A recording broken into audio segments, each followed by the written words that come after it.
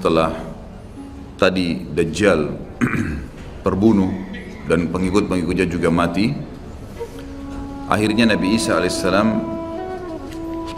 menyebarkan keadilan di muka bumi dan keluarlah pada saat itu Ya'juj Ma'juj yang disebutkan dalam sebuah riwayat yang sahih. Kata Nabi SAW, Allah berfirman kepada Isa, "Wahai Isa, aku akan keluarkan hamba-hambaku yang kau tidak akan mampu untuk melawannya." Maka keluarlah Ya'juj Ma'juj dari dua gunung yang sedang dihimpit. Ada satu peneliti dari Mesir yang Allahu alam, saya melihat buku beliau sangat bagus, sebenarnya sistematis, dan beliau tinjau lokasi sendiri, dan di situ ada beberapa bukti-bukti secara histori dan juga dihubungkan dengan dalil-dalil. Karena pernah ada sahabat yang menemukan tembok Ya'juj Ma'juj ini, ya. Maka dia pun melapor kepada Nabi SAW dan Nabi SAW membenarkan itu, membenarkan. Artinya tembok ini bukan sesuatu yang tersembunyi, kelihatan. Maka peneliti Muslim dari Mesir ini mengatakan, dan saya punya bukunya, sudah ada terjemahan bahasa Indonesia, judulnya Ya'juj Ma'juj memang. Dia memastikan tembok itu sebenarnya adalah tembok Cina yang berada di Cina sekarang dan memang menyambung antara dua gunung yang besar. Kata Nabi SAW, kecelakaanlah bagi suku Arab karena sudah terbuka dari lubang Ya'juj Ma'juj seperti ini. Ketemukan antara jari tengah beliau dengan ibu jari, artinya mereka sudah bisa melihat. Dalam riwayat yang lain dikatakan bahwasanya Ya'juj Ma'juj setiap hari menggali gunung itu, berusaha untuk keluar. Tapi mereka pada saat tiba malam hari karena kecapean mereka istirahat, Allah Subhanahu wa taala tutup kembali gunung itu, sehingga besok mereka memulai lagi dari awal sampai nanti di saat waktunya mereka dikeluarkan oleh Allah Subhanahu wa taala, sampai saatnya nanti mereka dikeluarkan oleh Allah Subhanahu wa taala. Jadi memang cerita tentang mereka ini akan keluar disampaikan dalam banyak riwayat. Kemudian setelah itu mereka akan keluar dengan hikmah Allah Subhanahu wa taala, dan Isa alaihissalam menyelamatkan dirinya bersama orang-orang beriman di atas gunung. Dan ada beberapa riwayat menyebutkan di Gunung Tur, ya. Gunung Tur ini ada di Palestina kalau tidak salah, dan ada surah At-Tur menjelaskan masalah itu. Ya, yang jelas Isa alaihissalam di atas gunung dan akhirnya Ya'juj Ma'juj mulai membuat kerusakan di muka bumi. Allah Subhanahu wa taala menceritakan tentang mereka panjang lebar dalam banyak ayat Al-Quran. Yang jelas diceritakan dalam Al-Quran tentang cerita mereka Ya'juj Ma'juj ini, dan mereka akan keluar tepatnya di surah Al-Anbiya ayat 96 sampai 97, dan yang pegang buku ada di halaman 82 itu. A'udzubillahi minasyaitonirrajim. Hatta idza futihat Ya'juj Ma'juj hum min kulli hadabin yansilun waqtarabal wa'dul haqqu fa idza hiya syakhisatun absarul ladzina kafaru ya wailana qad kunna fi ghaflatin min hadza bal kunna zalimin. Hingga apabila dibukakan tembok Ya'juj Ma'juj dan mereka turun dengan cepat dari seluruh tempat yang tinggi, dan telah dekatlah kedatangan janji yang benar, maksudnya hari kebangkitan, maka tiba-tiba terbelalaklah mata orang-orang kafir. Mereka berkata, aduhai celakalah kami, sungguhnya kami dalam kelalaian tentang ini, bahkan kami orang-orang yang zalim. Kata para ulama tafsir, maksudnya adalah orang-orang kafir pun bingung, dari mana nih manusia-manusia, kenapa kok membunuh semuanya? Walaupun mengatakan kami mau jadi pengikut kalian, tetap dibunuh, tidak diterima. Dan Nabi SAW menyebutkan ciri-ciri mereka. Mereka memiliki rambut yang keriting, yang mata mereka, bola kelopak mata mereka besar dan mata mereka kecil, gitu. Kemudian mereka memiliki kulit yang mendekati kekuning-kuningan, ya, kekuning-kuningan. Ini riwayat yang menjelaskan tentang postur tubuh, dan mereka tidak terlalu tinggi dan tidak terlalu pendek seperti manusia biasa, cuma mereka sangat beringas. Dan mereka pada saat menemui siapapun mereka membunuhnya, termasuk dalam riwayat dikatakan mereka akan memakan ular, kalajengking, semuanya akan dimakan. Dan mereka membunuh semua yang ditemui, termasuk pada saat mereka sudah membunuh orang-orang yang ditemui, hewan-hewan, semuanya dibunuh, diberantas di muka bumi ini. Maka mereka pun akhirnya mengangkat anak-anak panah mereka mengarah ke langit. Lalu dengan fitnah, Allah SWT berikan fitnah, jatuhlah anak-anak panah tersebut dengan berlumuran darah. Maka mereka mengatakan dalam riwayat Bukhari, qatalna man fil ardi wa qatalna man fis sama. Kami telah membunuh semua yang di bumi dan telah membunuh semua yang di langit. Maka mereka betul-betul membuat kerusakan di muka bumi. Maka Isa alaihissalam pada saat itu berdoa kepada Allah Subhanahu wa taala agar, ya, menghukum atau mematikan mereka, maka diijabahlah doa Nabi Isa alaihissalam. Tapi di sini Allahu alam tidak disebutkan berapa lama. Tapi ini kalau dilihat dari mereka menguasai dunia, mereka memenuhi seluruh muka bumi ini dengan penuh, ya, sampai waktu mereka mati nanti seluruh muka bumi ini kata Nabi SAW dipenuhi oleh jasad mereka. Berarti penuh luar biasa, jumlahnya banyak. Ini tidak akan memakan waktu 1 tahun 2 tahun ini, gitu. Ini akan bisa belasan mungkin puluhan tahun, Allahu alam, gitu. Sampai akhirnya mereka sudah tidak ada yang bisa menampung lagi, maka Isa alaihissalam berdoa kepada Allah subhanahu wa ta'ala agar Allah mematikan mereka. Dan akhirnya Allah subhanahu wa ta'ala mengeluarkan, memberikan kepada mereka hama. Sebagian riwayat menjelaskan seperti serangga kecil yang keluar dari leher mereka, yang akhirnya membuat mereka mati semua serentak dengan satu kali mati. Semuanya tiba-tiba jatuh dan mati, dan jenazah mereka memenuhi muka bumi ini. Lalu Isa alaihissalam mengutus 4 orang dari pasukan terbaiknya Isa alaihissalam untuk turun dari gunung untuk memeriksa. Dan kata Nabi SAW, mereka lah penunggang-penunggang kuda terbaik pada saat itu. Dan kalau kalian ingin, saya akan menceritakan kepada kalian tentang warna kudanya, tentang warna baju mereka. Karena Nabi SAW diperlihatkan tentang 4 orang itu. Kemudian mereka pun keliling dan mereka menemukan ternyata Ya'juj Ma'juj semua sudah mati, dan mereka melapor kepada Isa alaihissalam. Maka Isa pun berdoa kepada Allah agar dihilangkan jenazah itu, dihilangkan mereka. Lalu datanglah burung-burung dari arah barat yang memiliki leher-leher yang panjang seperti unta, lalu mencengkeram mereka, lalu membawa mereka ke arah lautan. Setelah itu Allah Azza wa Jalla menurunkan hujan yang lebat sehingga membersihkan muka bumi ini jadi bersih.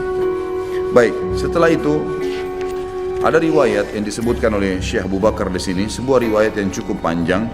Ini hadis diriwayatkan oleh Imam Muslim nomor 2940. Dan ini saya akan bacakan sebentar lagi.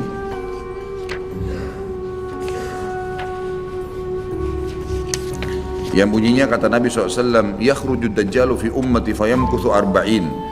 Fayab'athu Allah Isa ibn Maryam ka'annahu Urwah ibn Mas'ud fayatlubuhu fayuhlikah. ثم يمكث الناس 7 سنين ليس بين اثنين عداوة ثم يرسل الله ريحا باردة من قبل الشام فلا يبقى على وجه الأرض من في قلبه مثقال ذرة من خير أو إيمان إلا قبضته حتى لو أن أحدكم دخل في كبد جبل لدخلته عليه حتى تقبضه فيبقى شرار الناس في خفة الطير وأحلام السباع لا يعرفون معروفا ولا ينكرون منكرا ويتمثل لهم الشيطان فيقول ألا تستجيبون فيقولون فماذا تأمرنا فيأمرهم بعبادة الأوثان وهم في ذلك دار رزقهم حسن عيشهم ثم ينفخ في الصور فلا يسمعه أحد إلا أصغى ليتا ورفع ليتا وأول من يسمعه رجل يلوط حوض إبله قال فيسعق ويسعق الناس ثم ينزل الله مطرا كأنه الطل فتنبت منه أجساد الناس ثم ينفخ فيه أخرى فإذا هم قيام ينظرون ثم يقال يا أيها الناس هلم إلى ربكم وقفوهم إنهم مسؤولون. Sebagaimana ayat jelaskan itu. ثم يقال أخرجوا بعث النار فيقال من كم فيقال من كل 1999 فذلك يوم يجعل الولدان شيبا وذلك يوم يكشف عن ساق. Artinya Dajjal akan keluar di tengah-tengah umatku dan ia akan tinggal selama 40. Ini tadi sudah saya jelaskan, sekitar ada yang mengatakan 40 tahun, ada yang mengatakan 40 tahun, tapi riwayat lain menjelaskan 40 hari, tapi hari pertamanya setahun, hari keduanya sebulan, hari ketiganya sepekan, dan sisa harinya seperti hari-hari kalian. Lalu Allah membangkitkan Isa putra Maryam, ia mirip sekali dengan Urwah bin Mas'ud, ada sahabat Nabi. Maka Isa mencari Dajjal dan kemudian membunuhnya. Setelah itu manusia tinggal selama 7 tahun tanpa ada permusuhan di antara mereka. Kemudian Allah meniupkan angin dingin dari arah negeri Syam. Nah, ini saya ingin jelaskan. Jadi pada saat terjadi Isa alaihissalam sudah membunuh Dajjal dan terjadi keadilan di muka bumi, kata ulama hadis, makna hadis ini adalah setelah itu Isa alaihissalam berjalan. Ada riwayat menjelaskan Isa menyebarkan, berhukum selama 40 tahun. Lalu Isa alaihissalam menjadi hakim sampai Isa alaihissalam meninggal dunia. Pada saat Isa alaihissalam meninggal dunia, maka terjadilah tanda-tanda kiamat yang lain yang tadi, gitu kan, yang sudah saya sebutkan urutannya. Setelah Isa alaihissalam meninggal, Ya'juj Ma'juj juga sudah mati, maka mulailah keluar dabbah, manusia sudah mulai lalai kembali, kemudian keluarlah hewan melata mengingatkan, kemudian keluar kabut seluruh muka bumi, kemudian terjadi longsor, gitu kan, kemudian keluar api dari wilayah Aden, lalu kemudian terbitlah matahari dari barat itu. Namun ada satu dari hadis ini disebutkan, pada saat ya, terbit matahari dari barat, ya, di sini ada kejadian lain yang ulama sebagian masukkan ke tanda-tanda hari kiamat, sebagiannya mengatakan ini bukan, cuman pelengkap. Tapi anggap kita masukkan tanda-tanda hari kiamat sehingga ini yang nomor 12. Setelah matahari terbit dari barat, yang kata Nabi SAW, pada saat itu tidak akan lagi berguna jiwa yang meminta taubat. Dalam riwayat Bukhari dikatakan taubat akan diterima oleh Allah selama matahari belum terbit dari barat. Kata Nabi SAW dalam hadis yang saya bacakan riwayat Muslim, setelah itu manusia tinggal selama 7 tahun tanpa ada permusuhan di antara mereka. Yang dimaksud di sini adalah mereka setelah kejadian-kejadian besar, Isa alaihissalam mati, setelah 40 tahun buat keadilan, setelah Isa alaihissalam mati ada 7 tahun setelah itu lagi tambahan jadi 47 tahun. Tapi setelah Isa meninggal 7 tahun tidak ada permusuhan di antara manusia. Kemudian Allah meniupkan angin dingin dari arah negeri Syam. Nah ini arah angin dingin ini adalah terjadi setelah terbitnya matahari dari barat. Maka tidak seorang pun di muka bumi ini yang di dalam hatinya masih ada kebaikan atau iman, melainkan pasti angin itu merenggut nyawanya.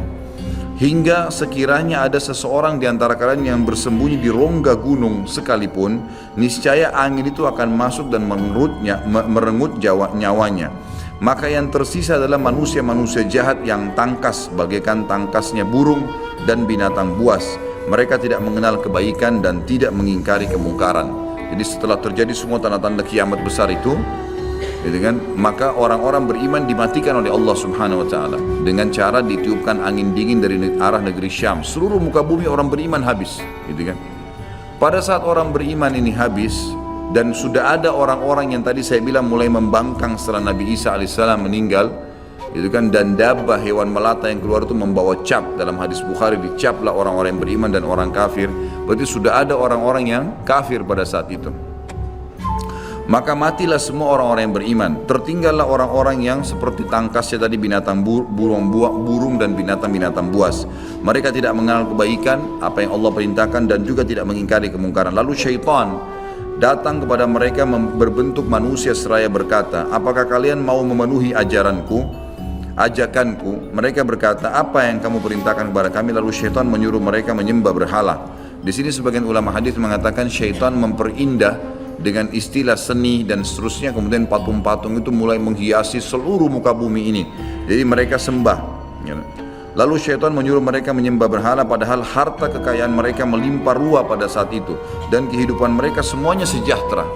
Mereka sebenarnya penuh, semua luar biasa, kehidupan sangat luar biasa. Kata ulama hadis, nggak ada lagi orang miskin pada saat itu. Kemudian ditiuplah sangkakala oleh malaikat Israfil, dan tidak ada seorang pun yang mendengarnya melainkan menoleh melongokkan lehernya sambil mendengarkan. Dan orang pertama yang mendengarnya adalah seorang laki-laki yang sedang membersihkan badan untanya.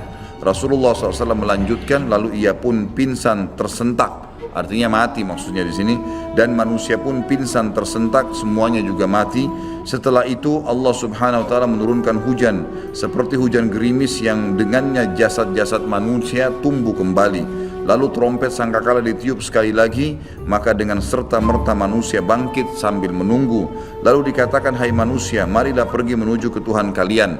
Itulah sesuai dengan firman Allah, dan dikatakan kepada para malaikat, hentikanlah mereka, aturlah mereka di hadapan Tuhan, karena mereka akan ditanya. Setelah itu diperintahkan, keluarkanlah bagian untuk neraka. Dari orang-orang hadir ini masukkan ke dalam neraka. Dikatakan oleh para malaikat kepada Allah, dari berapa? Jika dijawab, dari setiap 1999.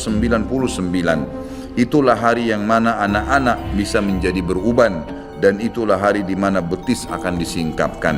Tapi dari saksi bahasan kita adalah masalah tadi, ya, Dajjal akan membuat kerusakan, kemudian beberapa kasus yang berhubungan dengan masalah kita ini.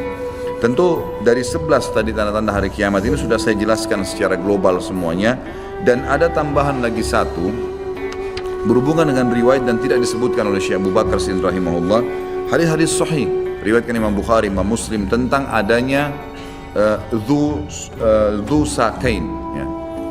Dzu sakain ini istilah dari seseorang dari Ethiopia, dan ulama hadis meletakkan ini bukan tanda-tanda hari kiamat, tapi termasuk rangkaian kejadian yang terjadi pada saat orang-orang sudah mulai menyembah berhala. Jadi tadi itu sebelum terjadi kiamat, orang-orang mulai menyembah berhala kembali sampai akhirnya Allah tiupkan sangkakala. Pada saat terjadi fase itu, ada satu orang dari Ethiopia yang datang menuju ke Mekah. Lalu dia menghancurkan Ka'bah batu demi batu. Kata Nabi SAW, akan datang seseorang yang dzu sakain, maksudnya sak ini betis. Betisnya kecil sekali orang itu, saking kurusnya, dan tidak ada lagi orang menyembah Allah pada saat itu. Orang tidak tahu lagi nilainya Ka'bah. Maka tidak ada lagi orang beriman, semua sudah diambil ruhnya dengan dimatikan tadi dengan angin itu.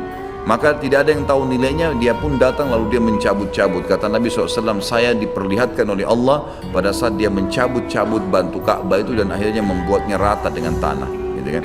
Ini termasuk kejadian yang terjadi pada saat memang sebelum ditiup sangkakala. Ini tambahan informasinya, gitu kan. Seperti itulah. Jadi ini tanda-tanda kiamat semua yang pasti akan terjadi sampai nanti akan dibangkitkannya manusia, gitu kan. Dalam riwayat lain, riwayat Imam Muslim nomor 2949 di halaman 89, kalau teman-teman yang pegang buku, la taqumus sa'a illa ala syirarin nas. Tidak akan pernah terjadi hari kiamat ya sampai ya kecuali pada orang-orang yang jahat, kecuali pada orang-orang yang jahat. Ada beberapa dalil yang saya akan bacakan sebagai penutup dalam bahasan kita sebelum pindah ke dalil aklinya tentunya. Tadi sampai terakhir saya baca surah An-Naml ayat 82 dan akhirnya saya hubungkan dengan tanda-tanda hari kiamat di halaman 82. Sekarang saya bacakan juga Anbiya 96-97 sudah saya bacakan tadi, Ya'juj Ma'juj. Sekarang saya bacakan surah Az-Zukhruf ayat 57 sampai 61 yang bunyinya a'udzubillahi minasyaitonir rajim walamma duriba ibnu maryam mathalan idza qaumuka minhu yasiddun wa qalu alihatuna khairun am hu ma darabuhu laka illa jadala bal hum qaumun khasimun in huwa illa abdun an'amna alaihi wa ja'alnahu mathalan li bani Israil walau nasha'u la ja'alna minkum malaikatan fil ardi yakhlufun wa innahu la'ilmun lis-sa'ati fala tamtarunna biha wattabi'un hadha siratun mustaqim. Dan tak kala putra Maryam Isa dijadikan alaihissalam perumpamaan. Jadi Nabi Isa alaihissalam diceritakan oleh Nabi SAW di Mekah, orang-orang Quraisy kaum Muhammad bersorak-sorak karenanya, jadi mengolok-olok, dan mereka berkata, mana yang lebih baik, Tuhan-Tuhan kami ini yang kami sedang sembah patung-patung atau Isa yang sedang kau ceritakan hai Muhammad?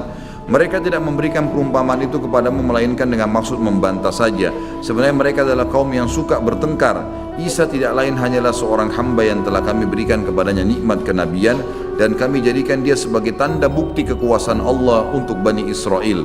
Dan kalau kami kehendaki, benar-benar kami jadikan sebagai ganti kalian semua hai manusia di muka bumi ini malaikat-malaikat yang turun-temurun, bisa juga saya ciptakan, kata Allah seperti itu. Dan sungguhnya turunnya Isa itu pertanda akan datangnya hari kiamat. Karena itu janganlah kamu ragu-ragu tentang kiamat itu dan ikutilah aku, inilah jalan yang lurus. Tapi saksi bahasan dari panjang ayat ini adalah turunnya Isa merupakan pertanda datangnya hari kiamat. Jadi menguatkan apa tadi yang kita sebutkan, tanda-tanda hari kiamat itu.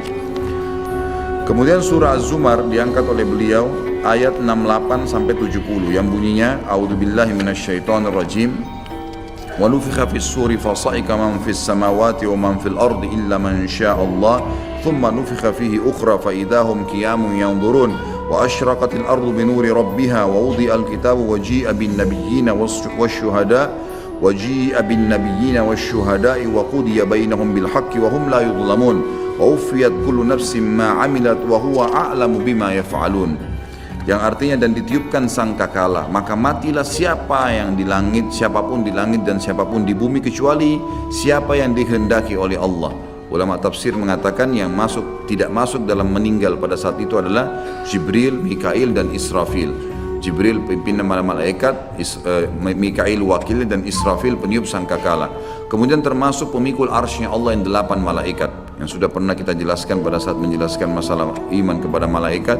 Kemudian juga masuk dalamnya semua bidadari dan bidadara yang ada di surga, pelayan-pelayan di surga, itu juga tidak masuk atau masuk dalam firman Allah kecuali siapa yang Allah kehendaki.